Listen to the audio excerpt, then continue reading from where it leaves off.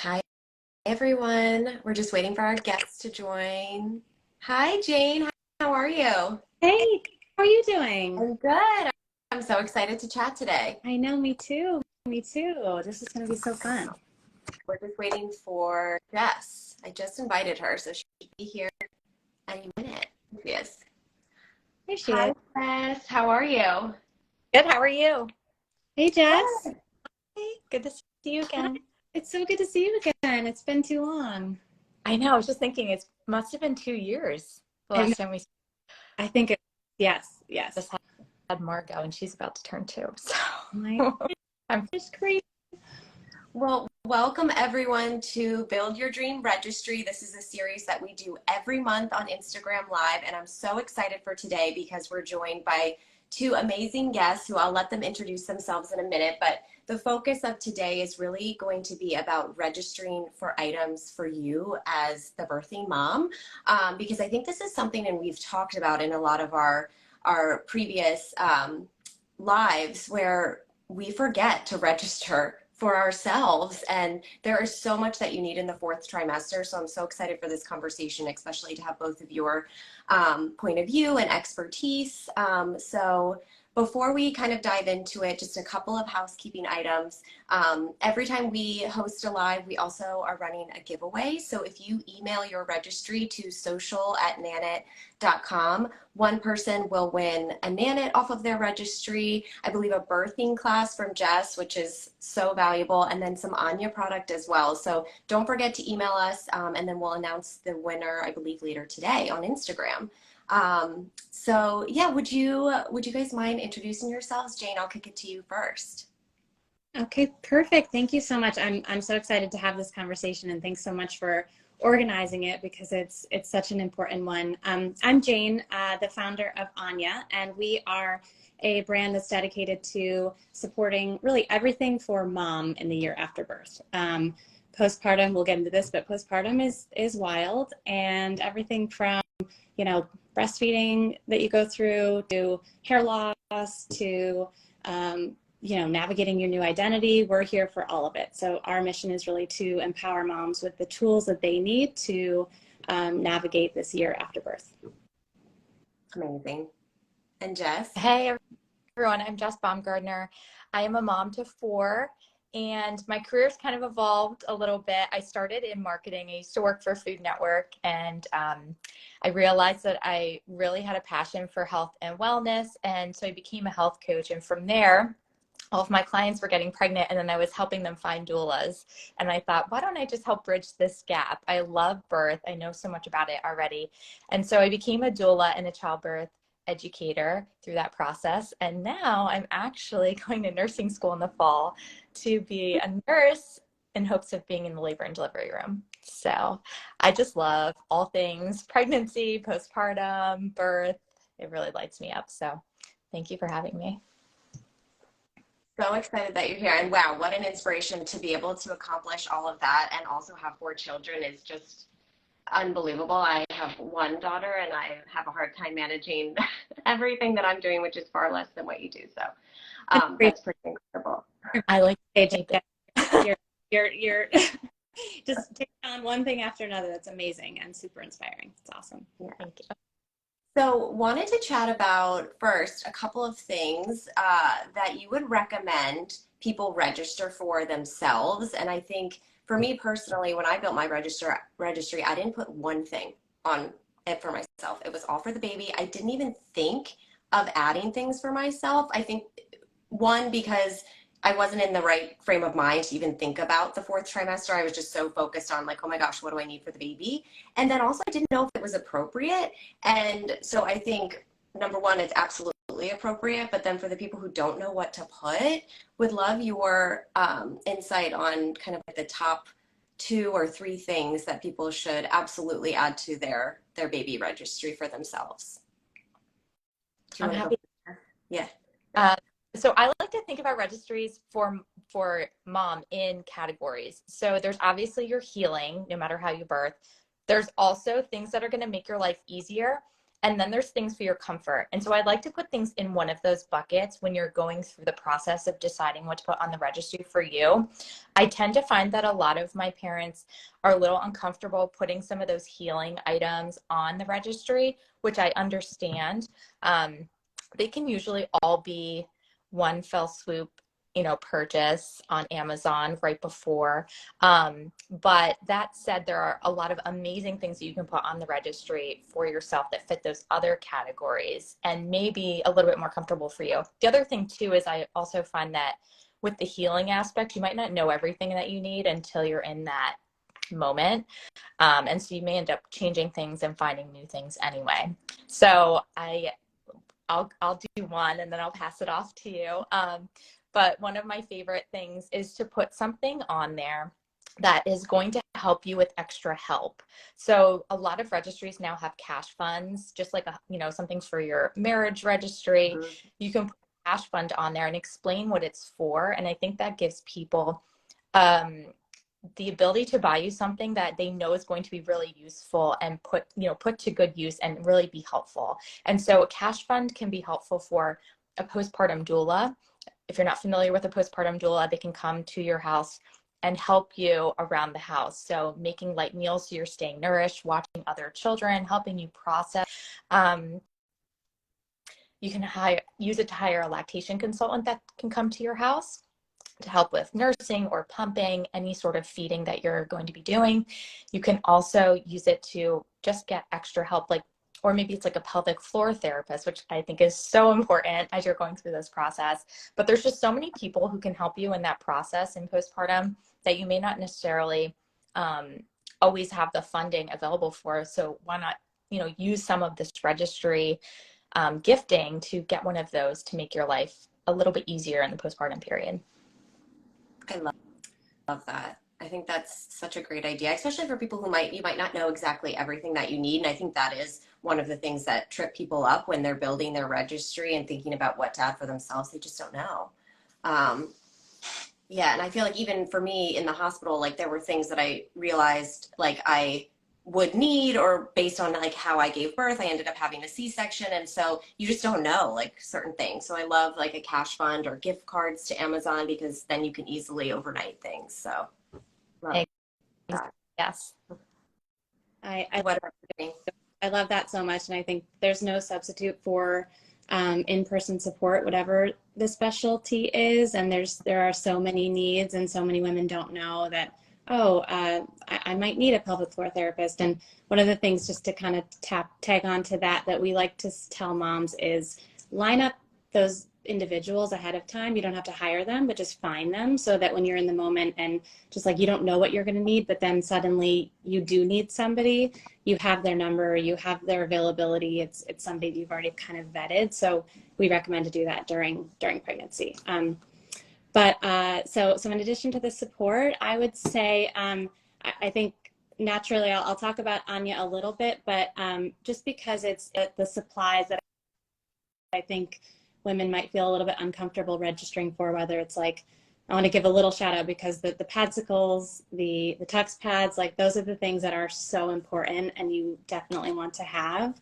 I think a lot of times you can get those from the hospital. Jess, you would know more there. I know it's not always the case. Sometimes you can and sometimes you can't.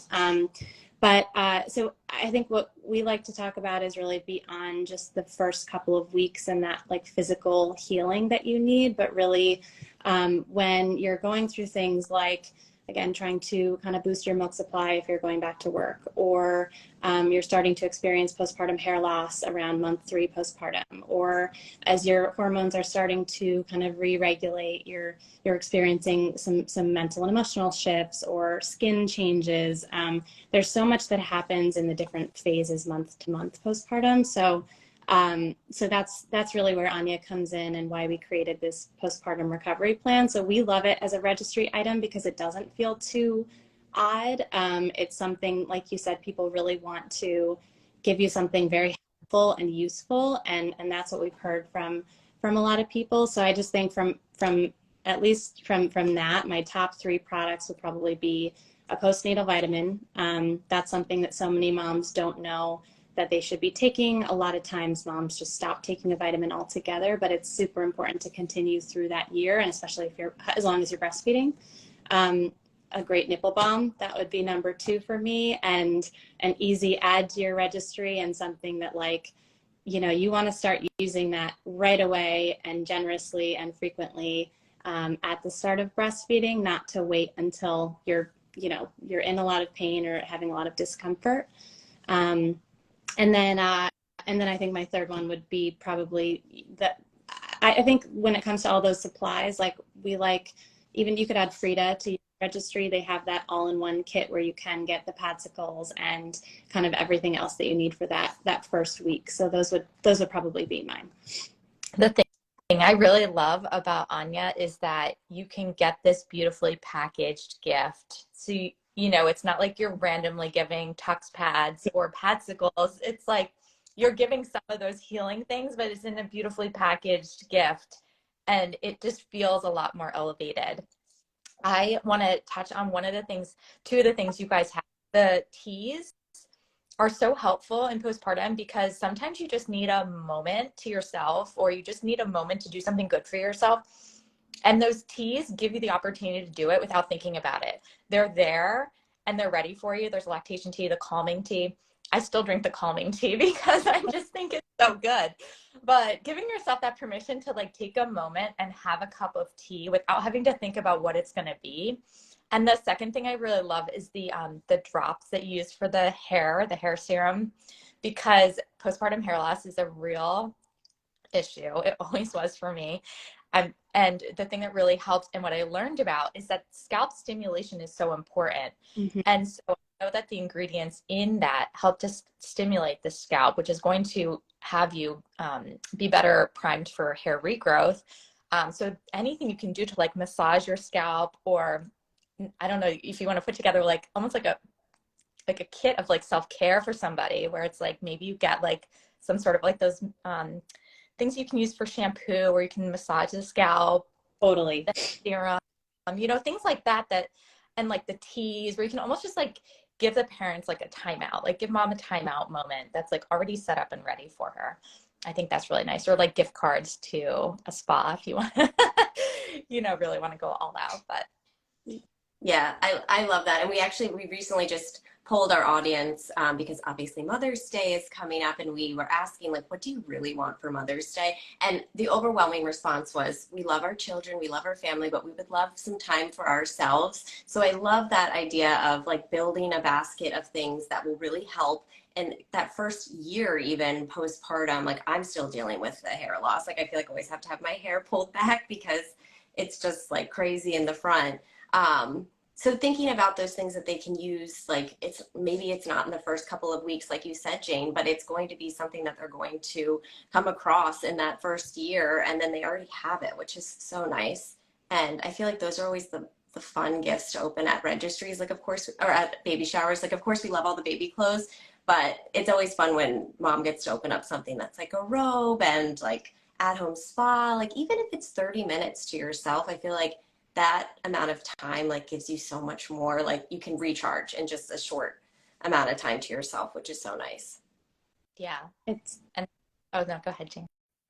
No, I was just saying it's so true. And like that's exactly, every single one of our products was designed with that purpose in mind, of like giving her this. I think sometimes it's even like 2 minutes, you know, it's like when you're in that, especially the early days, it's like even just it really makes a huge difference to the rest of your day, to just mentally, emotionally, to just take that time out and sort of do something that, you know, is this reminder of, oh, I'm going to check in with myself. How am I feeling today? Like, do I need this? And you're doing something good for yourself. So it definitely is really powerful and goes a long way.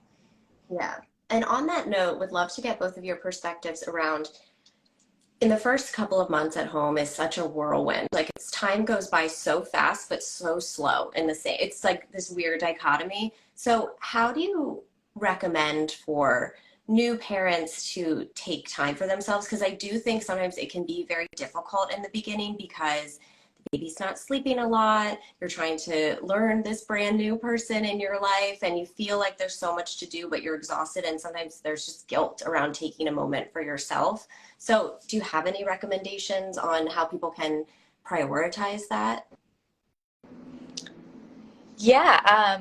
So one thing I always did, and this is what I always tell my clients too, is the shower, like taking a daily shower.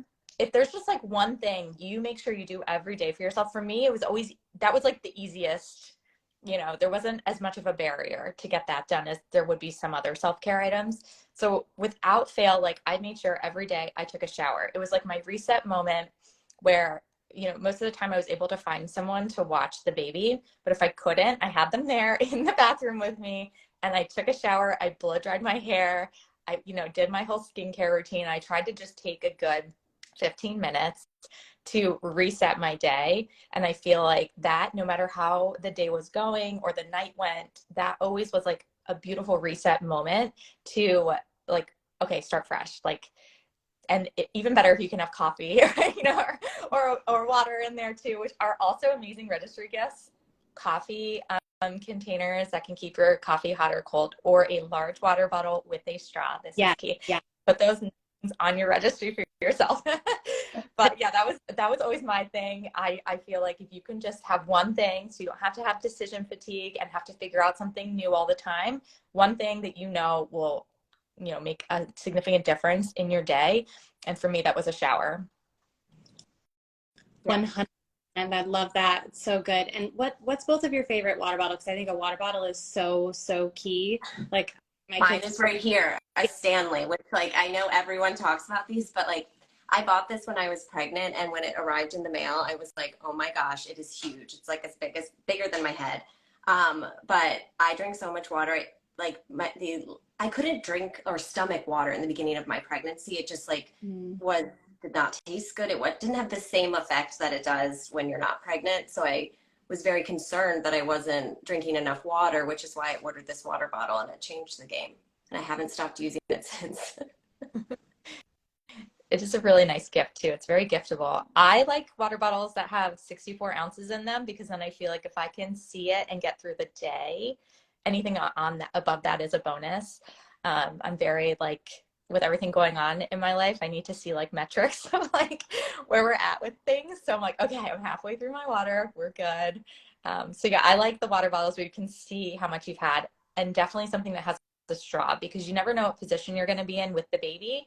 So if they're laying on you or you can barely reach it, just being able to have that straw in there, I find is key to make it easier to drink and make sure you get it in. Yep, I couldn't agree more. I had the Hydro Flask was my go-to for all the reasons, but I love that. And you kind of need a couple, one in every room. Yeah. That's also very, very smart. Yeah, especially when you're like carrying the baby plus the bottle and all the other things, and then like you can't carry your own water bottle, so you have to just strategically place them throughout the house.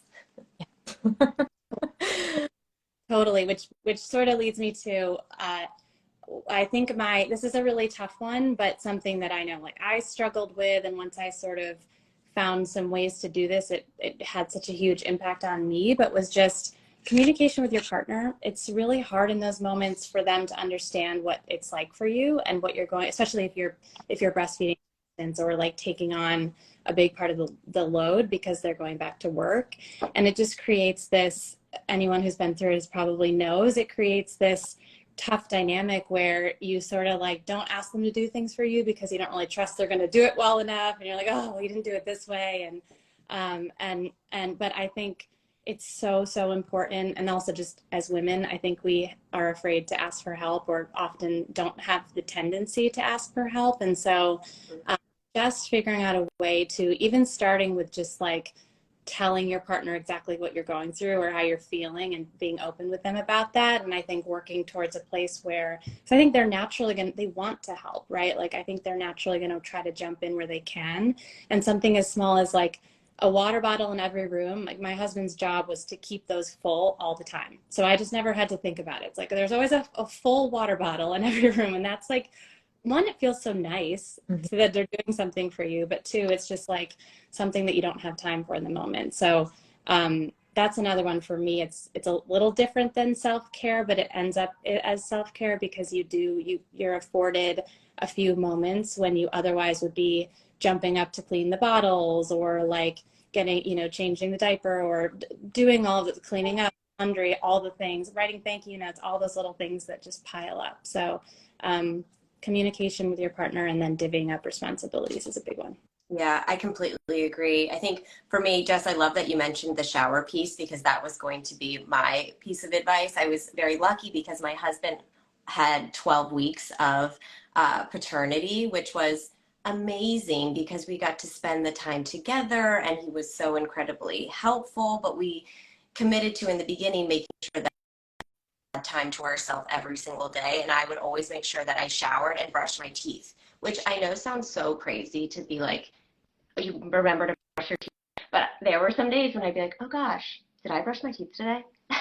And so like just making sure I showered and brushed my teeth. And then if I had extra time, trying to get outside. I know it's all dependent on the time of year and what the weather is, but for me, that was really helpful. Even if it was just like a walk around the block, like outside for 5 to 7 minutes, like helps reset. And it was just like a nice moment, listen to some music or a podcast. And then I felt a little bit more like myself. And then my husband also was in charge of specific things. Like he was always on diaper duty. I feel like he started changing our daughter's diaper like in the hospital immediately. Like he just knew how to do it. He loved that job. He was always restocking the diapers and making sure we had everything around the house. So it was nice because I knew that was something I didn't have to worry about. And he felt very confident in his ability to do that. So communicating with your partner on those types of things, I think makes that transition a lot easier. And then there isn't like a built up sense of resentment toward one person who feels like they might be carrying more of the load than others. Yeah, I totally agree with that. And I think on that note, like making sure the nights are sometimes the hardest, when you get home with the baby, and having a conversation before that happens of like, how do we want this to go? Like, do we want to split the duties? Do we want to just have one person do it each night? How do you want that process to go? Like once we got to baby 4, I was like, I'm going to handle overnights. You just handle all the other children. I'll do the whole night and then I want to sleep in the morning. So like, that was like, it was understood. We knew what each other's role was in the nighttime duty. And then, there was not as much resentment because we had a plan, so I love that idea. That's really smart. Yeah. Okay, so we have a couple minutes left. Would love to I feel like we've shared a lot of great advice, but any advice for our audience who are expecting their first baby? What's like one piece of parting advice that you'd like to share? Mm-hmm. I know that's a hard question.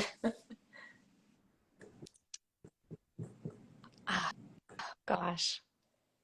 I would say like, this may sound a little cheesy, but you innately know what the baby needs and what you need. And it starts when you're pregnant. That intuition starts when you're pregnant. Most of the time, when you're going to go into labor, when things are going to happen. And the same thing goes for parenthood. Like if it's your first child, you're going to be really nervous, obviously, because you've never done this before. But everything that you do it happens as it's supposed to. And I would say most of the time, whatever your instinct is telling you is the right decision. At least, that's what I have found over the years. Like, even if something is brand new to me, I've never seen it before, almost like my intuition was telling me more truth than I was getting from Google. So I would just say, like, trust that you know what to do innately, and it's all going to work out. Oh, it's so true. I tell people, a lot of my friends who are having their first baby and they're worried that they won't know what to do. I'm like, trust me, it's just this crazy thing where you literally just know what to do and it just comes over you. And then the other thing I always tell people is comparison is the thief of joy. So as hard as it is to, like, I was finding myself going on social media and seeing people who had babies the same age. And I'm like, are they rolling? Are they doing this? Are they doing that? And like just comparing about like these things, and then I would spiral about it. So as hard as it is not to do that, I recommend to try to just enjoy the moment. It goes so fast. Like these moments that I would obsess over of like, oh, when is she going to start crawling? It's like, then they start crawling and you forget about how much you were worrying about them crawling or whatever it is.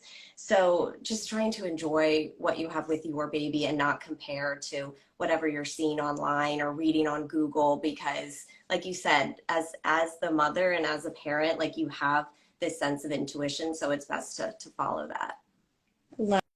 Love that so much, and it's so true. Both things that you both just said, but yeah, trust your gut. It's such a good one. We get pulled into these rabbit holes of information and comparing, and so couldn't agree with those more. And then I would just add, because I think I would probably agree with those as my top pieces of advice, to be honest. I think I would add, when you're in that zone, you're in your first year, and like those any moments where guilt or shame around like I shouldn't be thinking about myself right now, or I shouldn't be, this is about baby and I need to be there for baby. You know what you need and you know what your body needs, and when those feelings creep in, just try to like brush them away, because you know, it's necessary, and it's really important to be tapping into what you need, and especially if you're feeling a certain way emotionally and you're like, this doesn't feel right, this doesn't feel normal, like you're probably right about that, and you should talk to somebody about that. So I think we often ignore our own needs in this moment of time because it's this new little baby and we're, you know, they completely rely on us, but it's really important to keep in tune with yourself and make sure you're getting what you need on every level. I completely agree.